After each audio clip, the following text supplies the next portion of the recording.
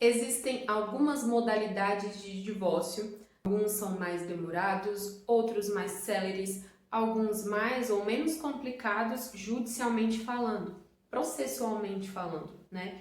As pessoas não sabem qual vai ser o tipo de divórcio que se aplica ao caso dele, à situação dele, porque não entende quais são os requisitos, não entende muito bem qual é o regime de bens em que está casado.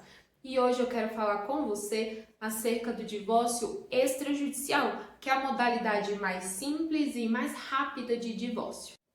E aí você pode pensar, opa, se é rápido e simples, então é esse aí que eu quero. Mas a verdade é que para conseguir fazer esse divórcio extrajudicial, ou seja, divórcio consensual, divórcio em cartório, é necessário que você preencha alguns requisitos. E o primeiro é justamente esse, o consenso.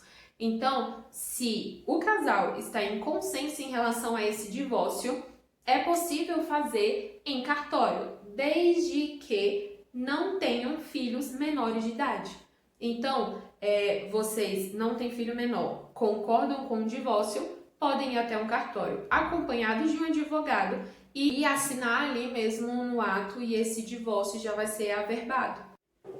E aí você pode se perguntar, ok, os dois até concordam com o divórcio, os dois não têm filhos menores, porém, na hora que começa a discutir sobre a partilha de bens, aí o consenso acaba, começa o litígio, começa o conflito e isso já vem se arrastando durante meses, durante anos e os dois acabam não conseguindo se divorciar, né, de forma consensual, porque nunca concordam com a divisão, né, com a divisão dos bens. E é justamente por causa dessa situação em que, às vezes, algum dos cônjuges, talvez na esperança de manter aquela relação, né, ou de alguma dependência emocional, financeira, enfim, acaba travando o divórcio, questionando a questão da partilha dos bens. O que foi feito?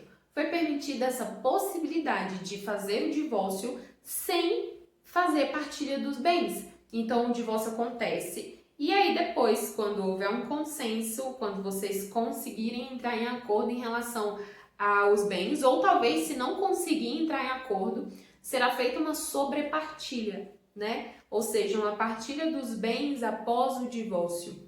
Lembrando que a partilha dos bens é feita e é decidida lá quando esse casal de fato se casou. Então, se existe um regime, né, de bens pré-estabelecido, a forma como esses bens serão divididos está estabelecida também.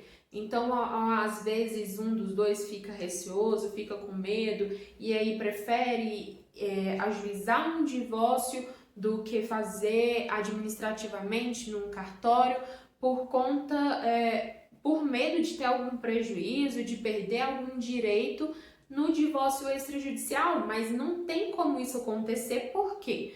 Porque vocês vão contratar um advogado que vai entender qual é o regime, quais são os requisitos, qual é a forma de funcionamento do seu regime de bens, né? E ele vai fazer essa divisão de acordo com aquele regime de bens. Ou caso o casal concorde em fazer essa divisão de outra forma, sendo um divórcio consensual, isso é possível. Pode ser que um dos dois decida renunciar a todos os bens, talvez por causa dos filhos, talvez por causa de qualquer detalhe, né, de qualquer característica daquele relacionamento, decida abrir mão da parte, né, dele nessa partilha, nessa divisão. Isso é possível se o divórcio for consensual. O que não é possível fazer no litigioso, inclusive esse é um tema para um próximo vídeo.